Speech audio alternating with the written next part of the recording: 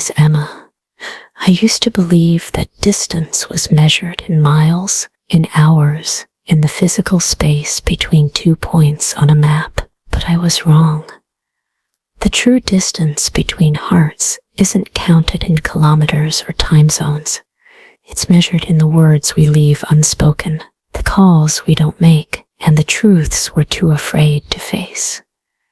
This is the story of how I learned that lesson and how I found my way back to the one person I never should have let go. It was raining the day I returned to Willow Creek, not the gentle, romantic kind of rain that falls in movies. This was an angry downpour that matched my mood perfectly, hammering against the roof of my rental car as I drove down Main Street for the first time in 5 years.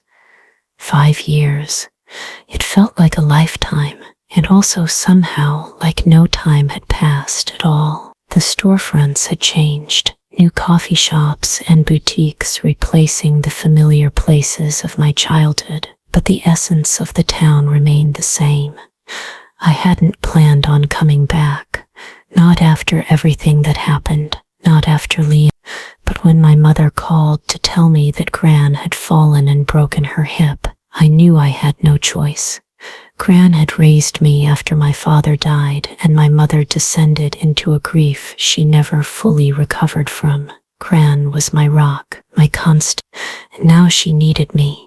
"You can do this, Emma," I whispered to myself, gripping the steering wheel tighter as I turned onto Maple Avenue. "It's just 3 weeks, just until Gran can manage on her own again." But even as I said the words, I knew it wasn't that simple. Nothing in Willow Creek was simple, not with Liam still here. Not with Liam still here. I pulled into the driveway of Gran's little blue Victorian house, the same one where I'd spent my teenage years, where I'd had my first kiss on the front porch swing, where I'd cried for days after graduation, when I realized that Liam and I were headed in different directions, where I'd made the decision that broke both our hearts. Gran was asleep when I arrived, a neighbor having let me in with the spare key. I unpacked quietly, settling into my old bedroom that looked exactly as I'd left it. Photographs still pinned to the bulletin board, faded concert tickets taped to the mirror, and there, on the nightstand, a framed photo of Liam and me at senior prom. I picked it up, my fingers tracing his face, his crooked smile, those eyes that always saw right through me. I was wondering when you'd show up. I nearly dropped the frame at the sound of Gran's voice. She stood in the doorway, leaning heavily on a walker, her silver hair cut shorter than I remembered. "Gran," I said, quickly setting down the photo. "You're supposed to be resting." "Been doing nothing but resting for days," she replied, waving away my concern. "Besides, I wanted to see my granddaughter with my own eyes. Make sure New York hasn't changed you too much." I crossed the room and hugged her gently, careful of her fragile frame. She smelled the same, lavender and sugar cookies.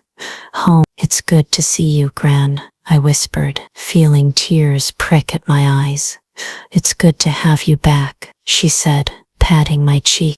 "Now, let's not pretend you weren't just staring at that picture of Liam Miller like it holds the secrets that sets the universe." I felt my face flush. Gran never was one to beat around the bush. "I was just remembering," I said carefully. "How is he?"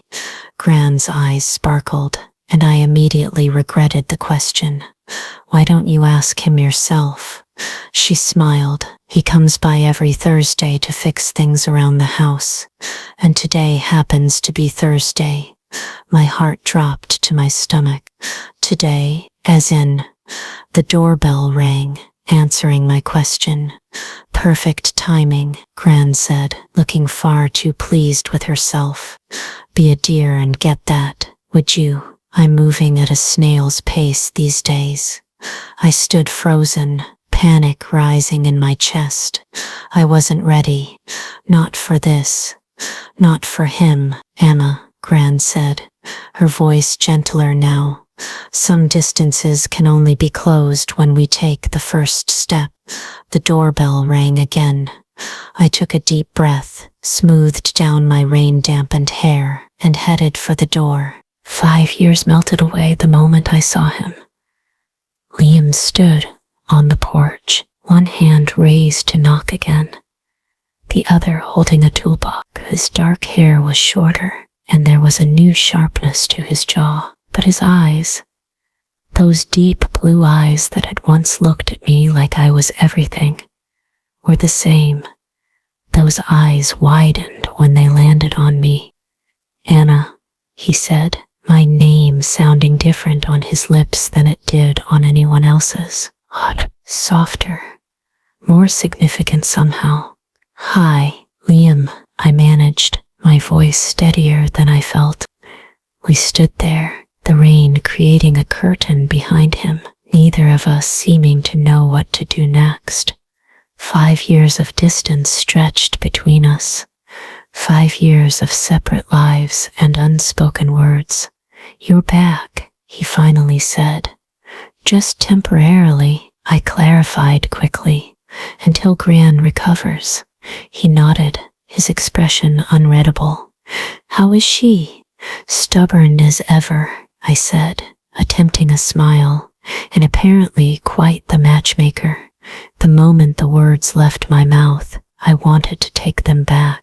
What was I thinking? Liam and I weren't a match anymore. We were strangers with a shared past. A flicker of something, amusement, pain, crossed his face.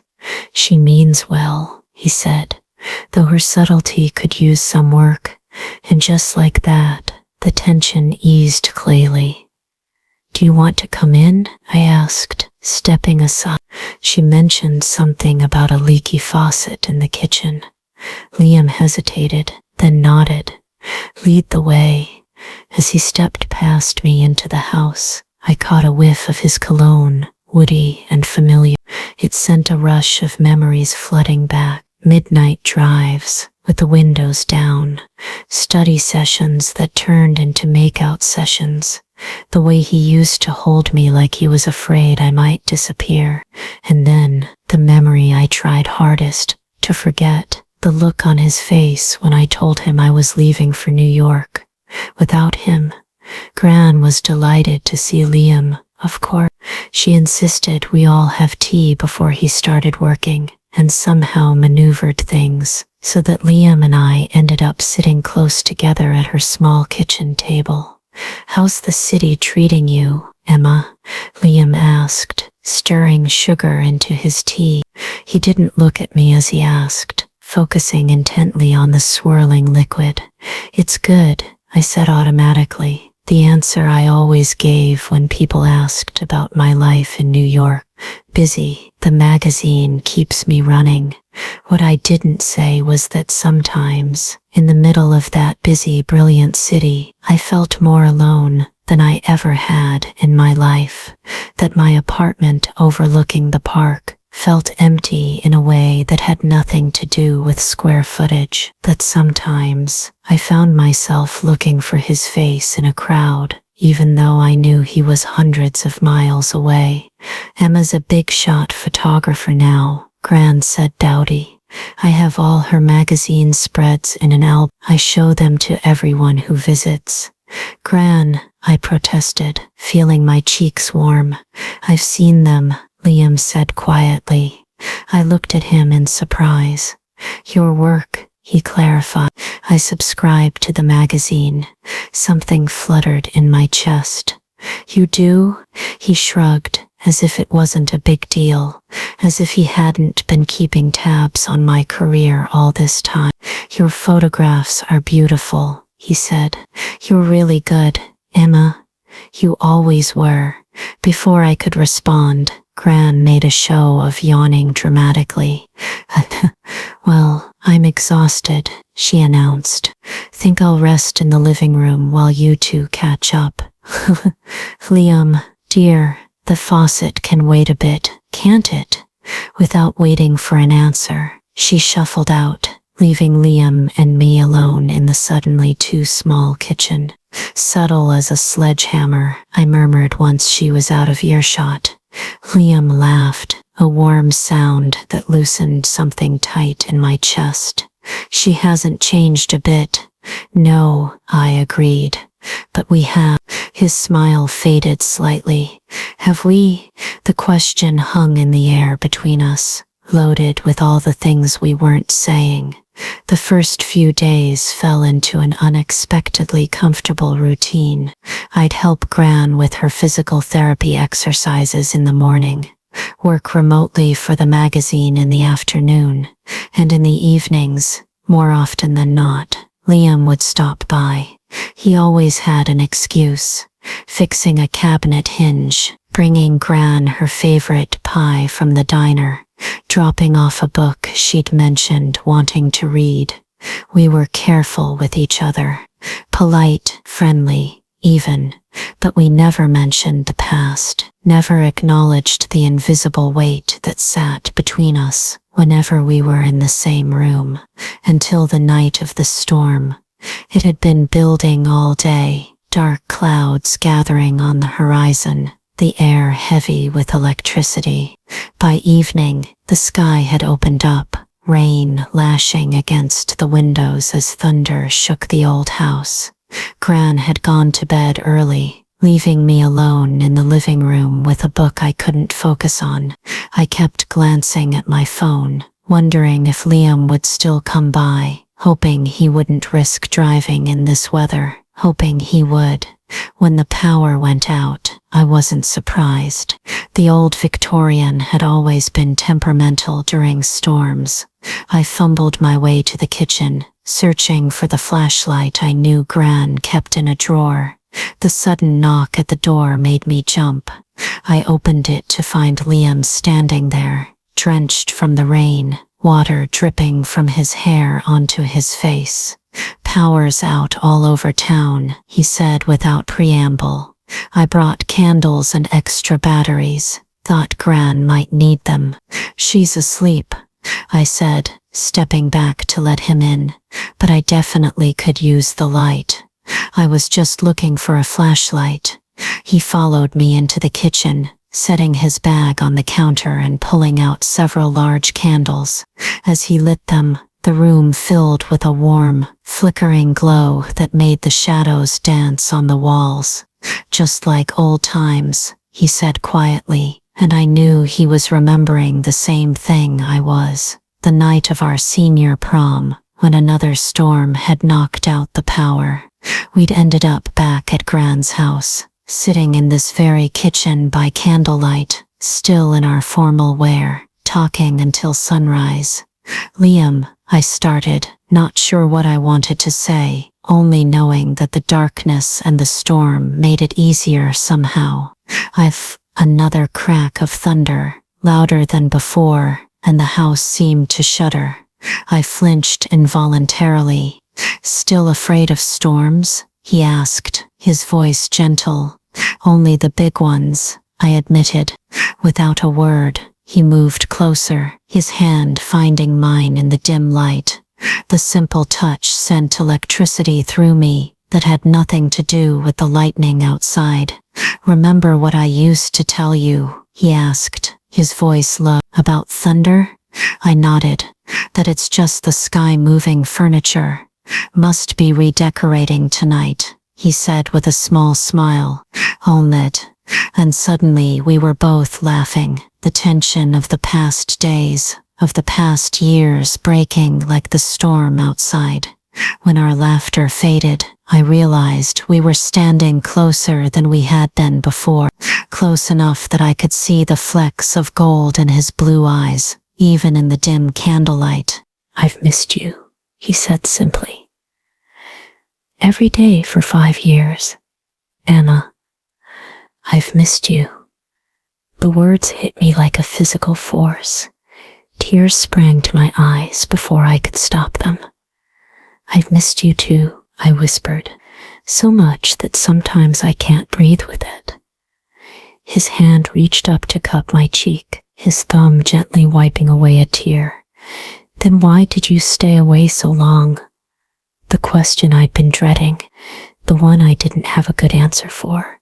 I was scared, I admitted, the truth finally spilling out. Scared that I'd made the wrong choice. Scared that you hated me for leaving. Scared that you'd moved on. Moved on, he repeated, disbelief in his voice. Emma, how could I ever move on from you? And then he was kissing me, and I was kissing him back, and it felt like coming home after being lost for so long. Like all the distances between us, the years, the miles, the words unsaid were finally closing. But as quickly as it began, he pulled away, stepping back, leaving cold air where his warmth had been.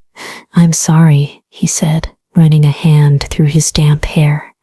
I shouldn't have done that. You'll be leaving again, going back to your life in New York. And I can't do this again, Emma. I can't watch you walk away a second time. Before I could respond, the lights flickered back on, the sudden brightness making us both blink. The spell was broken. I should go, he said, already moving toward the door. This time, I let him leave, because what could I say? He was right. In 2 weeks, I would be gone again, back to my job, back to New York, back to the life I'd chosen over him 5 years ago. As I watched his taillights disappear into the rainy night, I realized that the distance between us had never been about miles. It was about the choices we make and the courage it takes to unmake them. The next morning, I woke to find Gran sitting at the kitchen table, a knowing look on her face. You look like you've been crying, she observed, pushing a cup of coffee toward me. I sank into the chair across from her, too emotionally exhausted to deny it. Liam came by during the storm, I said simply. She nodded, as if this explained everything. Which, in a way, you know, she said after a moment. Your grandfather and I were apart for 3 years before we got married. This was news to me. Why? He got a job offer in Chicago. I was finishing nursing school here. Neither of us wanted to give up our dreams. She smiled at the memory. So we went our separate ways. Wrote letters. Made expensive long-distance calls. But the distance grew, not in miles, but in the lives we were building without each other. I stared at her, seeing parallels to my own situation that were too close for comfort. What happened? I asked. One day I realized something, she said, reaching across the table to take my hand. Dreams change. What you want at 20 isn't always what you want at 25 or 30. But when you find someone who sees all of you, the good, the bad, the broken parts, and loves you anyway, that's rare, Emma. That's worth fighting for. So you moved to Chicago? I asked. Gran laughed. No, your grandfather moved back here. Said he'd rather have a small life with me than a big one without me. We compromised. Found new dreams. Together. She squeezed my hand.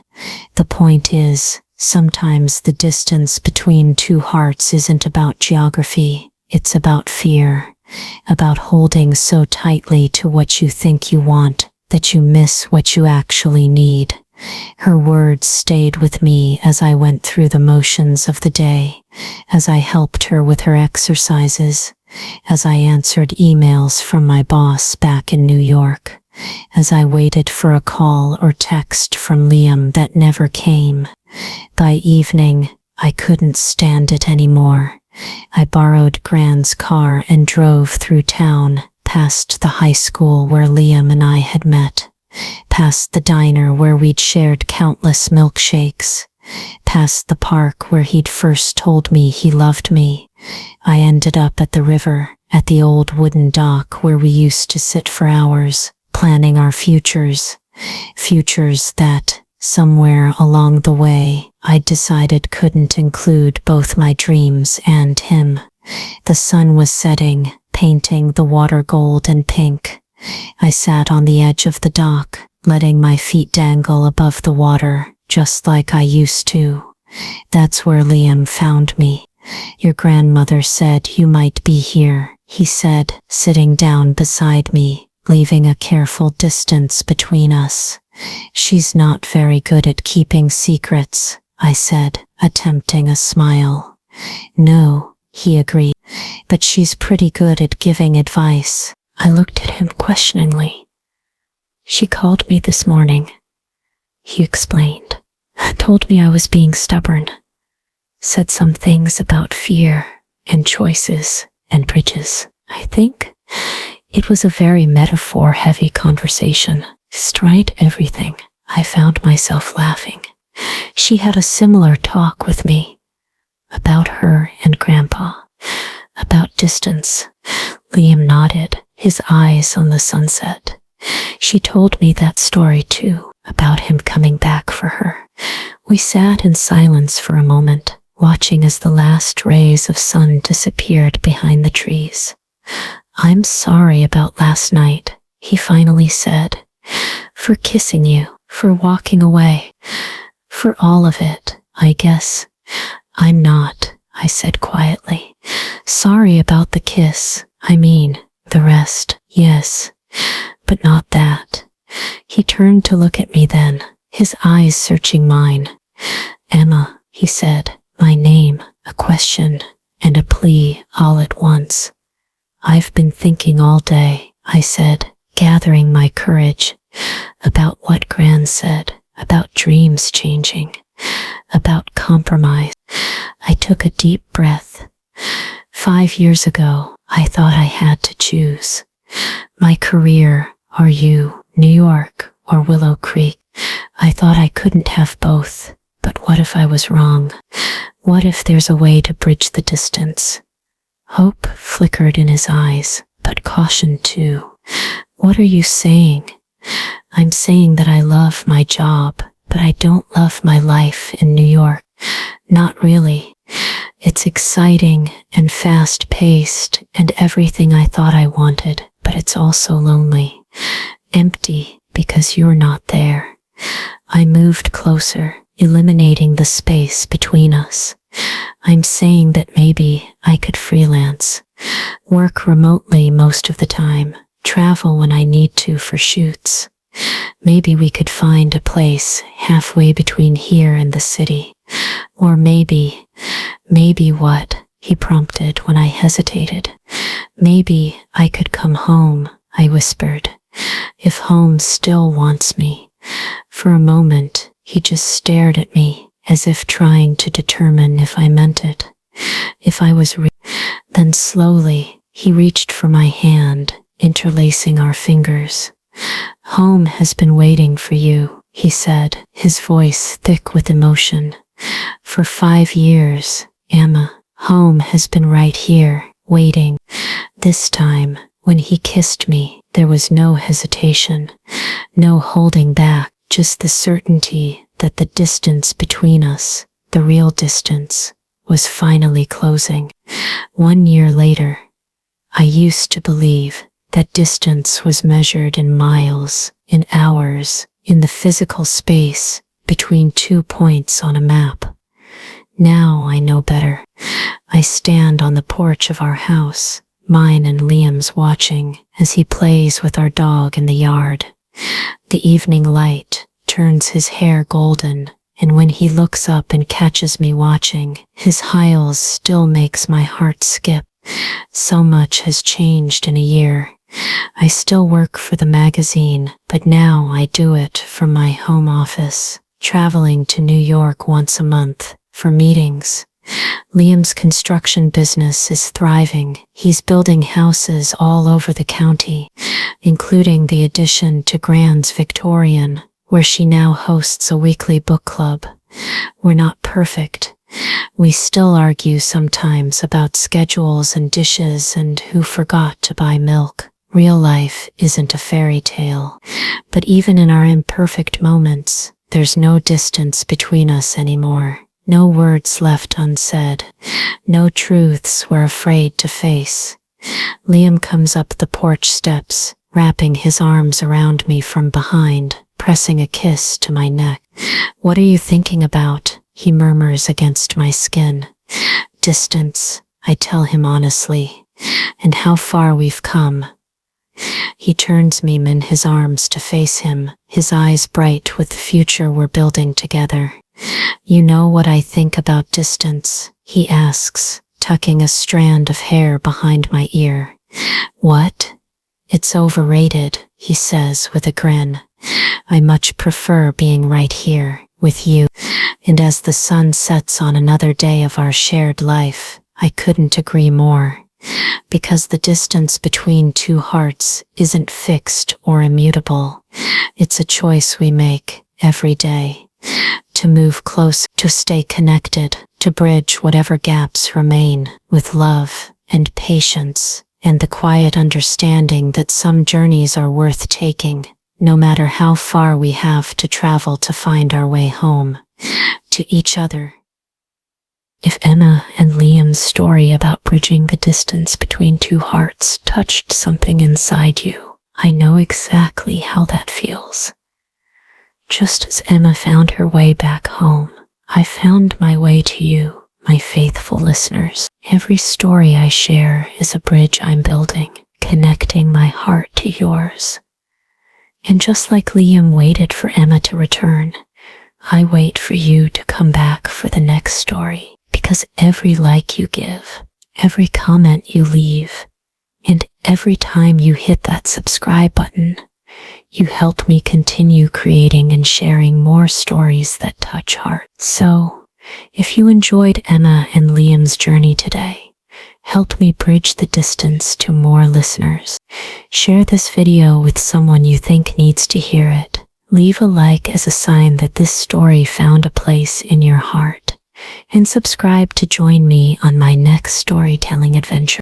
Because as we learned from Emma and Liam, distance is just a choice. And today, I choose to be closer to you until our next story.